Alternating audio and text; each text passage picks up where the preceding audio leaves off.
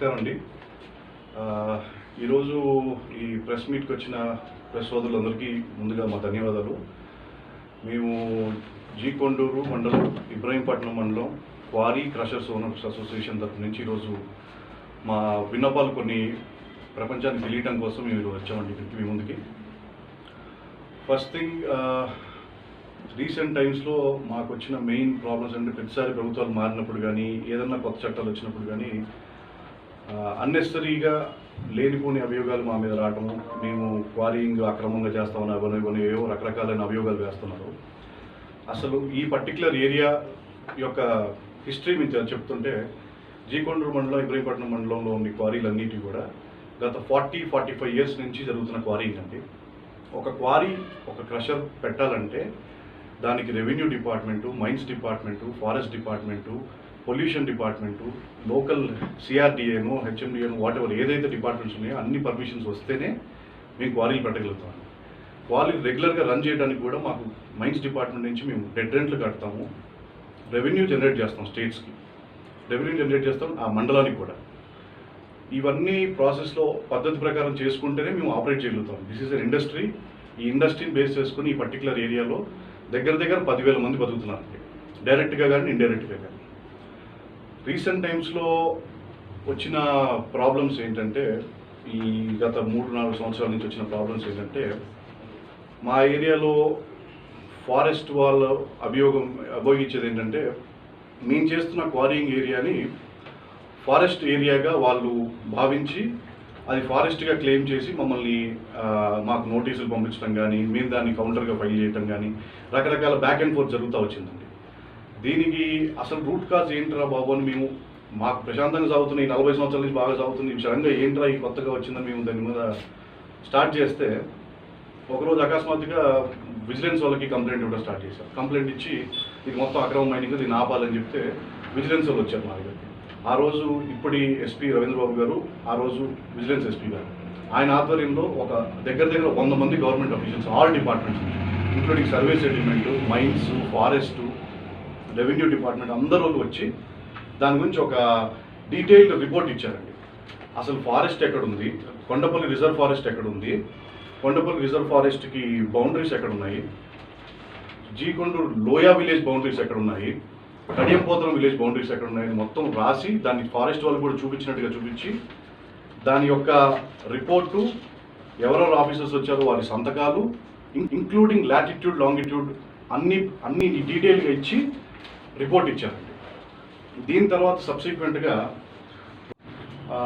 అప్పటి జేసీ గారు మాకు ఒక నోటీస్ పంపించారండి. ఎవరో అనానిమస్ పర్సన్ ఒక కంప్లైంట్ ఇచ్చారంట, ఈ ఏరియాలో క్వారీయింగ్ జరుగుతుంది, ఎవరో కంప్లైంట్ ఇచ్చడం వల్ల మా మీద ఇమీడియట్గా ఫస్ట్ క్వారీలు ఆపండి, ఒక 3 మెన్ కమిటీ వేస్తాం మేము, దాన్ని అసలు నిజ నిర్ధారణ చేయడం కోసం అని చెప్పారు.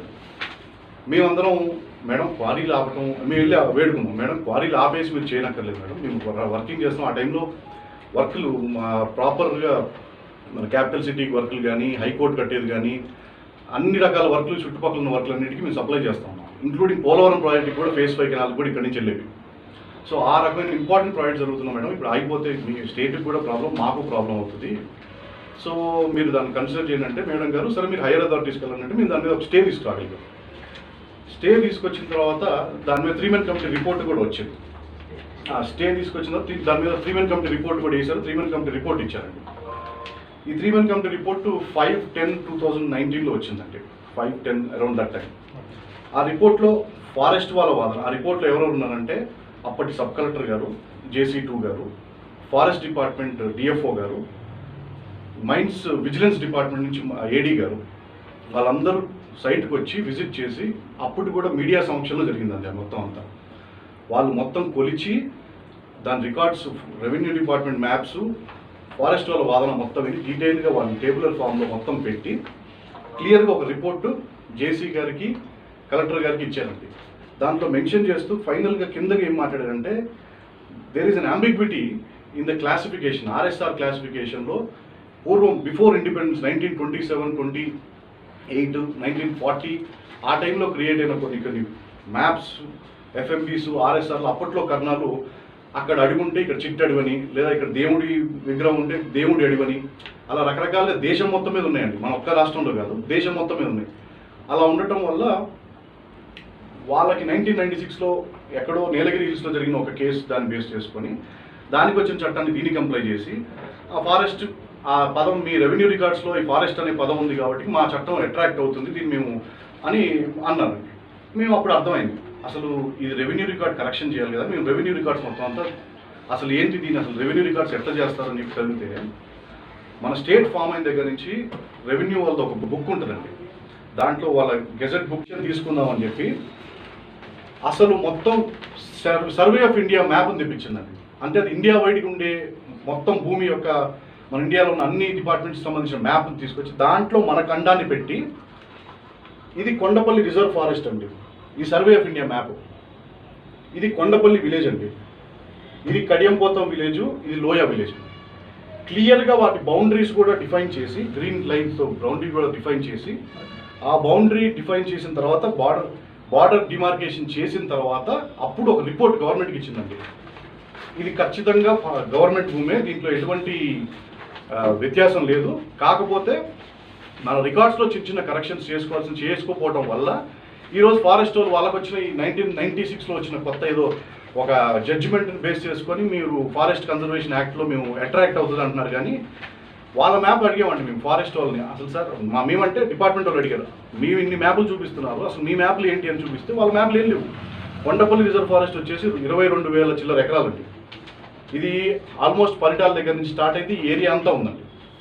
అవన్నీ వాళ్ళు డీజీపీఎస్ సర్వే ఏ రోజు చేయలేదు. మన ల్యాండ్స్ అన్ని, మన రెవెన్యూ ల్యాండ్స్ అన్ని కొత్తగా వచ్చిన ప్రభుత్వం కానీ పాత ప్రభుత్వం కానీ లక్కీగా DGPS survey modernization of the survey చేయడం వల్ల ల్యాండ్స్ అన్ని పకడ్బందీగా పర్ఫెక్ట్గా తయారవుతున్నాయి. ఇప్పుడు వాటి ఎఫ్ఎంబీస్, స్కెచ్లు, ట్రావెల్స్ డేటాలు ఉన్న తర్వాత కూడా ఈ ల్యాండే లేదంటాం అనేది చాలా విచిత్రం అండి. ఇది ఎక్కడ ప్రపంచంలో ఎక్కడ ఉండదు.